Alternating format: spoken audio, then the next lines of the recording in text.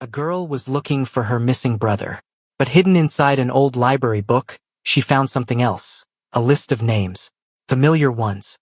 Bikers. Shop owners. Strangers who didn't belong together. When she carried those papers into the clubhouse and said, "You're all on the list," no one knew why they were connected, or who had been watching them all along. Lila's fingers brushed against something that didn't belong. She'd been flipping through an old maintenance manual in the public library's back section. The kind of book with yellowed pages and a spine so stiff it barely opened. Nobody touched these anymore. That's exactly why she was there. For 2 months, she'd been searching for Edward. Her adoptive brother had vanished after an argument nobody wanted to talk about, and the police had filed his case somewhere between runaway teen and low priority. Lila refused to accept that. Edward wouldn't just leave. Not without telling her. So she'd started looking in places most people ignored. Abandoned lots, old diners, and now the forgotten corners of the public library where someone might hide a message, a note, anything. The papers were folded tight, wedged deep between pages. No title, no date, no explanation. Just names written in careful handwriting, organized in simple columns like a shopping list. Some names she recognized immediately. Others meant nothing to her. But it was the collection that bothered her. Names don't gather themselves without reason. She scanned the list again, slower this time. There, Hudson Dunn, the mechanic who worked on bikes at her mother's club. And Beth Grant, the woman who always brought food to club gatherings. Further down, she spotted Tom Richter and Sam Oakes, both members she'd seen around. But there were others too. Gerald Fennell, who ran the hardware store downtown. Naomi Pierce, a name she vaguely remembered from neighborhood meetings. People who had nothing to do with motorcycles. Lila folded the papers carefully and slipped them into her jacket. Her pulse hadn't slowed since she'd found them. That evening, she showed up at the clubhouse unannounced. The place smelled like motor oil and coffee, and classic rock played low from speakers mounted near the bar. A few members sat around a wooden table playing cards. Others worked on bikes in the garage area. Her mother wasn't there, which somehow made this easier. Got a minute? Lila's voice cut through the casual noise. Hudson looked up from his hand of cards, squinting at her. You okay, kid? She walked to the table and unfolded the papers in front of them. I found this. At the library. Your names are on it. The reaction was instant. Hudson leaned forward, his chair scraping against concrete. Beth stopped mid-conversation across the room and moved closer. Sam stood up so fast his chair nearly tipped backward. Where'd you get this? Hudson's voice had an edge now. Hidden in a book. I was looking for anything about Edward. Lila's throat tightened saying his name out loud. I thought maybe he left something behind. Instead, I found you. Beth picked up the papers, her eyes scanning quickly. These aren't just our names. Look, Tom Richter, he rides with the Iron Wolves. We barely know him. And this one, Carla something, never heard of her. Gerald Fennell, someone else muttered. He owns the hardware shop on 5th. What's he got to do with any of this? The room had gone quiet now. More members gathered around the table, reading over shoulders, pointing at names. Some recognized themselves. Others recognized strangers. The randomness was almost worse than if it had been a clear threat. Why us? Sam's question hung in the air. Lila felt the weight of their stares. She'd brought this to them, but she didn't have answers. I don't know, but Edward disappeared, and now I find a list with your names on it? That's not coincidence. Beth set the papers down gently. She was older than most of the members, with gray streaks in her dark hair and a calm presence people respected. You think your brother's disappearance is connected to this? I think someone's keeping track of people for a reason, Lila said. And it's not a good one. Beth nodded slowly, her expression thoughtful rather than alarmed. Then we don't panic. We figure out what connects these names. Because right now we're guessing. And guessing gets people hurt. Hudson crossed his arms. So what's the play? We talk to people on this list, Beth said. Quietly. We ask what they've been doing, who they've pissed off, what makes them stand out. There's a pattern here. We just have to find it. Lila's shoulders dropped half an inch. She wasn't alone anymore. And maybe this list would lead her back to Edward. Beth knocked on the hardware store's glass door at 9 the next morning. She and Hudson took the lead, reaching out to names on the list under the pretense of casual check-ins. Lila tagged along when she could, watching how they approached people. Careful, never aggressive, always listening more than they spoke. The first person they visited was Gerald Fennell. He was restocking shelves when they walked in, his weathered hands arranging boxes of screws with methodical precision. When Beth showed him the list, Gerald's face shifted from confusion to something darker. "Where did you find this?" he asked quietly. "Hidden in the library," Lila said. "Do you know why your name would be on it?" Gerald's eyes cut to the store's front window. He watched the street for 3 seconds before answering. "Months ago, some guys came in wanting to buy materials in bulk. Cash only, no receipts. They got irritated when I said I keep records of everything. Told me I was making things complicated." He paused. "A week later, I got hit with a surprise inspection. Building code violations I'd never heard of. Cost me $2,000 to fix things that weren't actually broken." Hudson exchanged a look with Beth. "You report it? To who?" The inspector was the one who flagged it. Gerald's jaw tightened. "I'm not stupid. I know retaliation when I see it." They thanked him and left. Outside, Hudson lit a cigarette, his expression grim. "That's one. Let's see if the pattern holds." It did. Naomi Pierce, a soft-spoken woman who volunteered at the community center, told them about the time she'd called the police on suspicious trucks unloading behind an abandoned warehouse at odd hours. The calls were logged. She was assured someone would investigate. Nothing happened. But 2 weeks later, her car was keyed in 3 different parking lots, and her house was egged twice in 1 month. Tom Richter, the biker from the Iron Wolves, had a similar story. He'd helped a stranded motorist change a tire late one night on a back road. The motorist seemed nervous, kept looking over his shoulder. A few days later, Tom's bike was vandalized outside a bar. Slashed tires, scratched paint, the kind of damage that felt personal. "I figured it was random," Tom said, standing in his garage with arms crossed. "But now I'm thinking maybe it wasn't." The pattern repeated. Different faces, same pressure. A teacher who refused to alter attendance records. A shop owner who wouldn't let certain people loiter outside her business. A mechanic who reported stolen parts being sold through back channels. None of them had done anything dramatic. They'd simply refused to look away when it was easier to stay quiet. Lila sat in the clubhouse that night, surrounded by faces she was starting to recognize. Not just as bikers, but as people. The table was covered with notes, names circled and connected with lines like a makeshift investigation board. "They're not targeting criminals," Beth said slowly, tapping the papers. "They're targeting anyone who disrupts the flow." "What flow?" Lila asked. "Small-scale operations. Things that slip under the radar because they're not dramatic enough to warrant attention." Hudson leaned back in his chair. "Theft, extortion, moving goods without documentation. It's been happening for years, and nobody puts it together because it's always small. A few missing tools here, some pressure there, trucks that come and go without explanation." Sam, who'd been quiet most of the evening, finally spoke up. "And if someone interferes, even accidentally, they get reminded to mind their business." "That's what the list is," Beth said. "It's a record of people who didn't stay quiet, people who asked questions or helped when they shouldn't have." Lila's breath caught. "So Edward saw something he wasn't supposed to," Hudson finished. "And whoever's running this knew it." The room fell silent. Lila's hands clenched into fists on the table. She'd known Edward was in trouble, but hearing it confirmed made it real in a way that hurt. Then someone cleared their throat near the doorway. Lila turned to see a man she didn't recognize, older, with graying stubble and a worn leather vest. He looked uncomfortable, like he'd been debating whether to step inside. "I heard you were asking about people on a list," he said. "And about a kid who went missing." Lila shot to her feet. "You know where Edward is?" The man hesitated, glancing at the group. "I know he's alive, and I know he's been hiding on purpose." He stepped closer, lowering his voice. "I've been helping him stay off the grid.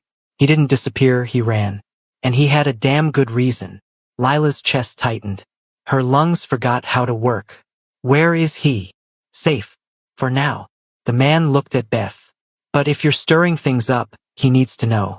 Because whoever put him on that list doesn't forget. Beth stood, her voice calm but firm. Then bring him here. Tonight. He's not alone anymore. The motorcycle's rumble cut through the quiet first. Then Edward appeared in the doorway. Lila stood from the worn couch in the clubhouse, her heart hammering against her ribs. The door opened and there he was. He looked thinner. His hair was longer, unkempt. Dark circles shadowed his eyes like he hadn't slept properly in weeks. But it was him, standing in the doorway, real enough to punch. Lila wanted to run to him, to yell at him, to cry. Instead, she just stood there. Lila. His voice cracked, saying her name. She crossed the room in 3 steps and punched his shoulder. Hard. 2 months. You've been gone for 2 months. Edward didn't flinch. I know. You didn't call. Didn't leave a message. Nothing. Her voice was shaking now. Anger and relief tangled together.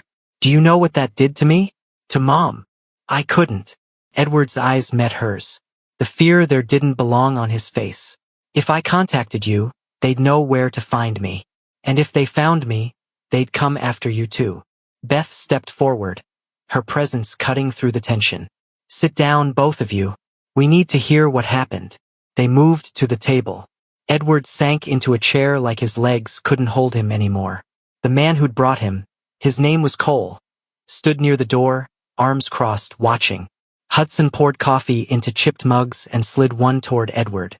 Start from the beginning, Beth said gently. What did you see? Edward wrapped his hands around the mug, staring into it like the answer was somewhere in the dark liquid. It was late. I was cutting through the industrial park on my way home from work. Took the back route because it's faster. He paused, jaw tightening. There were trucks. 3 of them, backed up to a warehouse that's supposed to be empty. Men unloading crates, moving fast, organized. I didn't think much of it at first. Figured it was late deliveries or something. But it wasn't, Hudson said. One of them saw me, yelled at the others. I ran. Edward's fingers tightened around the mug. I thought maybe I'd overreacted. Maybe it was nothing. But the next day, someone came to the foster home asking questions. Said they were looking for a kid who'd been trespassing. Described me perfectly. Lila felt cold. Who was it? I don't know. But Mrs. Chun, our foster mom, told them I wasn't home. After they left, she pulled me aside and said I needed to be careful. That whoever those people were, they weren't messing around. Edward finally looked up, meeting Lila's eyes. That night, someone left a note on my bike. Just 4 words. Stay quiet. Stay safe. Nobody moved. The refrigerator hummed. I knew if I stayed, you'd be in danger, Edward continued. They knew where I lived, knew who I was connected to, so I packed a bag and left. I've been moving around ever since, sleeping in different places, never staying more than 2 nights. Cole found me a few weeks ago, said he'd help keep me hidden. Cole spoke up from the doorway. I recognized him from the description. Kid sleeping behind the old movie theater, looking over his shoulder. I've seen that look before. People don't run like that unless they have to. Beth leaned forward.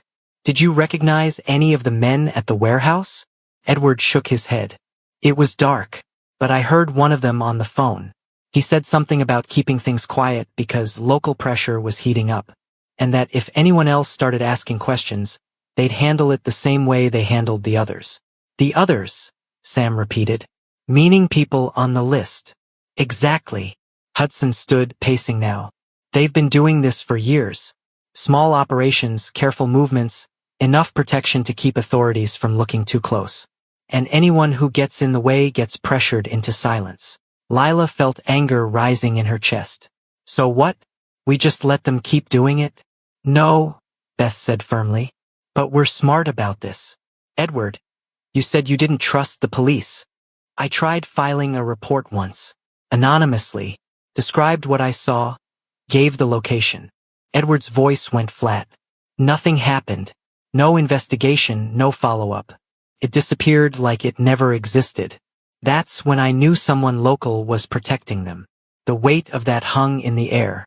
Beth pulled the list toward her, studying the names again. We have something they don't know we have. This list connects people they thought were isolated incidents. If we can prove there's a pattern, show that these aren't random pressures but coordinated retaliation, we can take it outside local jurisdiction. How? Lila asked. Documentation. Every person on this list has a story. Some filed reports that went nowhere. Some have records of harassment, vandalism, intimidation. Alone, it looks like bad luck. Together, it's evidence. Hudson nodded slowly. We compile everything. Names, dates, incidents. Build a timeline that shows the pattern. And then what? Edward's voice was quiet but sharp. We hand it to the same system that ignored it the first time? No, Beth said. We go public. Journalists, lawyers outside the county, people who don't have a reason to look the other way. We make it loud enough that ignoring it becomes impossible. Cole shifted near the door. That's dangerous. The moment they realize you're organizing, they'll escalate. Let them, Hudson said, his voice hard, because this time they're not dealing with scared individuals. They're dealing with all of us. Edward looked at Lila, something unspoken passing between them. He didn't look like he was running anymore. The warnings came fast. Gerald Fennell called Beth first. His store had been broken into overnight. Nothing stolen, just overturned shelves and smashed displays. The message was clear. Naomi Pierce found her tires slashed again, this time with a note tucked under the wiper. Drop it. Tom Richter's garage was spray-painted with a single word. Enough. They were being watched. And whoever was watching wanted them to know it. But instead of scattering, people kept showing up at the clubhouse. More names from the list arrived each day, carrying folders, receipts, old police reports that had gone nowhere. A construction worker brought photos of equipment that had mysteriously vanished from job sites. A diner owner handed over records of health inspections that appeared right after she'd refused to serve certain customers off hours. A trucker showed them logged routes that didn't match the cargo manifests he'd been forced to sign. The operation took shape in front of them. It stretched across 3 counties, moving small shipments of stolen goods, running pressure campaigns against anyone who noticed, and using just enough legitimate cover to stay invisible. The names on the list weren't victims. They were witnesses, people who'd seen fragments of something larger and refused to pretend they hadn't. Beth spread everything across 2 tables in the clubhouse, organizing documents by date and location. Hudson and Sam cross-referenced incidents, finding overlaps that couldn't be coincidence. Lila sat with Edward, watching him slowly come back to life as he realized he wasn't fighting alone anymore. We need someone outside the system, Beth said, tapping a pen against her notepad. Someone who can't be pressured or paid off. Cole, who'd been sitting quietly in the corner, spoke up. I know a reporter. Works for a regional paper. Covers corruption cases. She's not local, so she's got no ties to protect. Can you trust her? Hudson asked. She went after a county commissioner 2 years ago when nobody else would touch the story. Nearly lost her job over it. Cole pulled out his phone. If there's a story here, she'll run it. 3 days later, a woman named Diana Cortez walked into the clubhouse with a recording device and a notepad. She was younger than Lila expected, maybe early 30s, with sharp eyes that took in everything.